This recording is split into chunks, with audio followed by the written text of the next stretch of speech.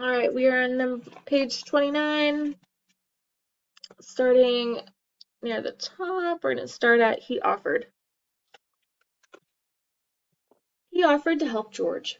The film school at USC was top-notch. George had always loved photography. Now he wanted to make movies. George Sr. wasn't happy about the idea. It didn't sound very practical, but he agreed to pay the tuition. George arrived at USC in 1964. The school's motto was, "Reality stops here." It meant that anything was possible, that dreams started there. Page 30-31. At USC, George studied English, astronomy, history of film and animation, and drama. He knew he had found his calling. He made his first short film, Look at Life, in 1965. George quickly became part of the elite group of students who were considered the best in the class. He and his friends edited films at night because they were allowed only 2 hours a day on the Maviola editing machine. George loved cutting shots together to make meaning out of pictures. Through editing, he could conceal some of his weaknesses as a beginning filmmaker. He didn't yet understand how to write strong characters or work with actors to bring out better performances. Student films at USC were shown in public screenings. George's family came from Modesto to see his. George Sr. noticed that any time one of George's films came up, the long-haired hippie kids in the audience whispered, "Watch this one. It's George's film." He said to his wife, "I think we put our money on the right horse." Once again, George had surprised him. George graduated from USC on August 6, 1966, at 22. He hoped to make documentaries, films that present actual events and facts rather than made-up stories, or to become a cameraman. But young men George's age were being drafted to fight in the Vietnam War. 32-33. However, during his Army physical, he found out that he was diabetic. He could not be in the military. He could also no longer wash down chocolate bars with sugary soda. He returned to USC to attend graduate school in 1967. To pay his way, he became a teacher's assistant. At this time, the cinematography department had a contract to teach U.S. Navy cameramen. George was assigned to teach the class in the evenings, and he got extra color film to make his own movies. During the day, he worked for Verna Fields, a top-notch editor, on a film about President Lyndon Johnson's visit to Asia. The government wanted the film to make the president look good. Any shot that showed Johnson's bald spot was cut. George hated other people telling him what to do. "I really wanted to be responsible for what was being said in the movie," he said later. George really liked Verna Fields' assistant, Marcia Griffin.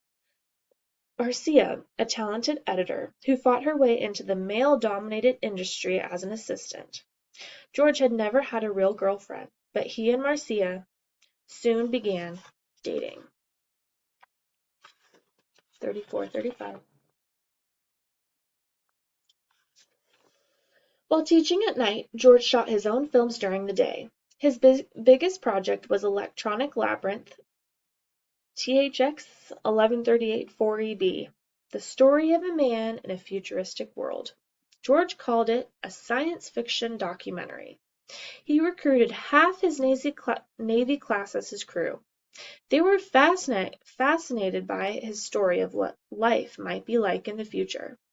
It was a smash at student screenings. Aspiring filmmakers from all over California came to see it, including one from Long Beach State called Steven Spielberg. In the late 1960s and early 1970s, Hollywood was changing. George Lucas was one of a group of young film directors in New York and Los Angeles who were more daring and more experimental about the way they made movies. They helped each other, inspired each other, and competed with each other to make the best movies they could. To the businessmen who had ruled Hollywood for decades, they were just kids. 36, 37. Yet they were creating amazing films that were changing the way people thought about movies. At the National Student Film Festival in 1967, Electronic Labyrinth, THX 1138 4EB, won the dramatic prize, and two other films by George won honorable mentions. He received a scholarship to Warner Bros. And was given a job helping another director at the studio. This was his chance to learn more about professional filmmaking. George Lucas had conquered the student film world. Now he was going to see what Hollywood was all about.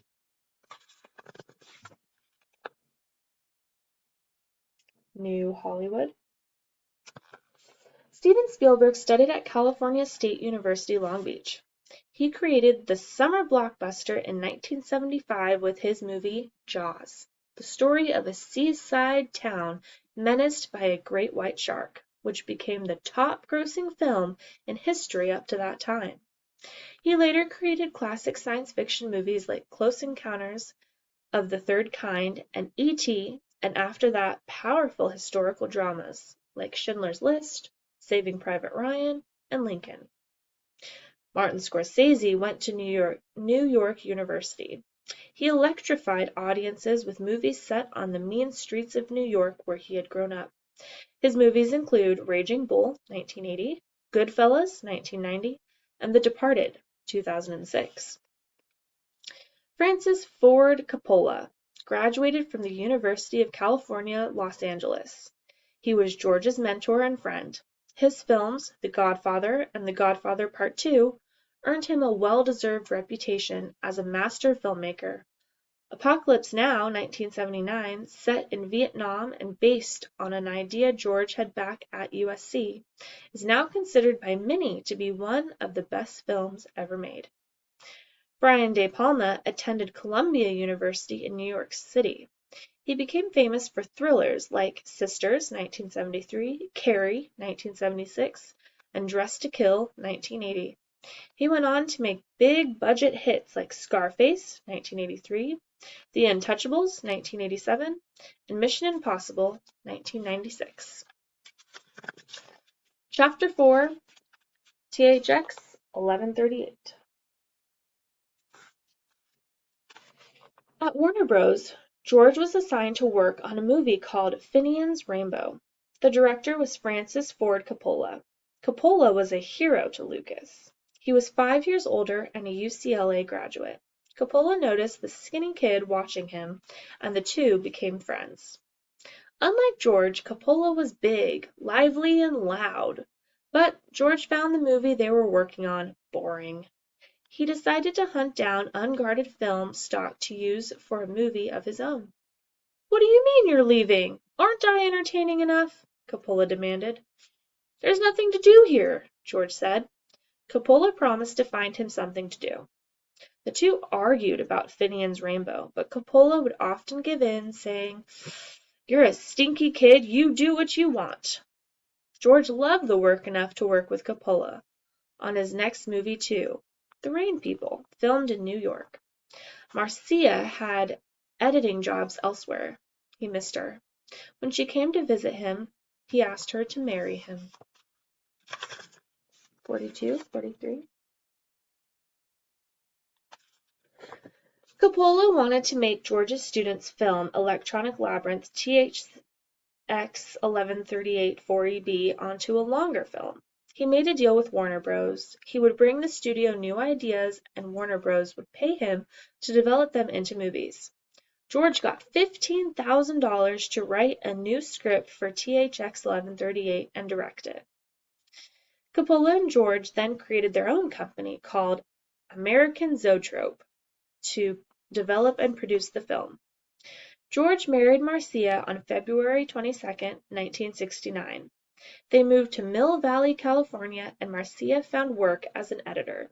George got to work on THX 1138. The first step, he thought, was to hire a writer. But Coppola said if George was going to make it in the movie business, he had to learn to write himself. George worked on the script with his USC friend Walter Murch, who would also do sound for the film. Unlike Coppola, who spent money freely, George planned on a strict budget for THX 1138. We're on page 44-45.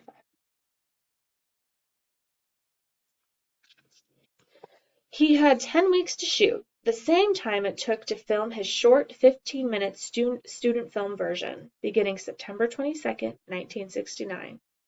Rather than build sets, he found places in San Francisco that could pass for a landscape of the future. The movie's final chase scene took place in the half-completed train tunnels for the new Bay Area Rapid Transit System. The actors wore simple costumes and little makeup, and they shaved their heads, even the women. Walter Murch created a sound montage, a collection of noises and voices that played instead of music. George edited the footage at his house in Mill Valley. In the middle of 1970, Coppola showed it to the Warner Brothers producers. They hated it and wanted to break their whole deal with Zotrope.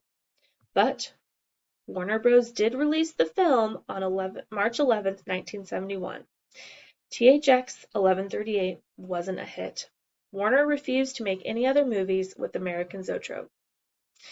Francis Ford Coppola and George Lucas's plans for American Zotrope were finished.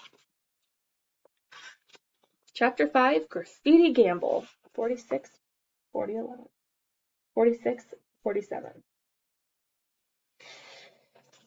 With Zotrope gone, George formed his own company, Lucasfilm Limited, Ltd.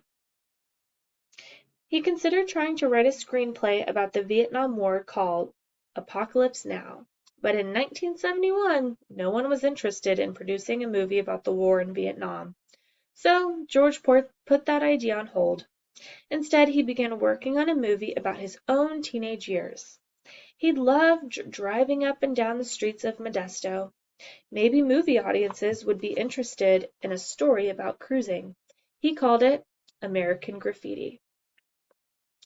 If he was going to make a pitch to a studio, he needed more than one idea. As a kid, he had loved science fiction comics. Maybe he could do an exciting action movie set in space. He sent both ideas to the movie studios. Many people in Hollywood who were twice George's age and had far more experience had never even had one of their ideas picked up by a major studio. But George was confident that his could be hits. Would anyone in Hollywood agree with him? On George's 26th birthday, David Picker of United Artists offered him a 2-picture deal if George would turn in a full screenplay for American Graffiti, for which they'd pay $10,000. George asked a film school friend, Richard Walter, to write the script. But George was disappointed with Walter's script. Walter had written a movie about wild teenagers, not the movie that George had envisioned. 48-49. Now George had to write the script himself, for free, since Walter got all the money for his draft. George wrote furiously, listening to the rock and roll songs of his youth, and he planned to use on the soundtrack of the movie. He borrowed money from his father and even turned down a studio directing job. Even though he needed the money, he wanted to work on his own stories. The studio hated George's first script and turned it down. He rewrote it and showed it to the other studios. Finally, Universal Pictures showed interest, but only if George could attach a famous name to the project, a famous name that audiences would recognize. Francis Ford Coppola was famous now. After Zotrope folded, he took a job directing the movie version of the best-selling novel, The Godfather. George had assisted him filming some scenes himself. The movie became one of the biggest hits of 1972. So, when George convinced Coppola to produce American Graffiti, Universal gave the go-ahead for the film.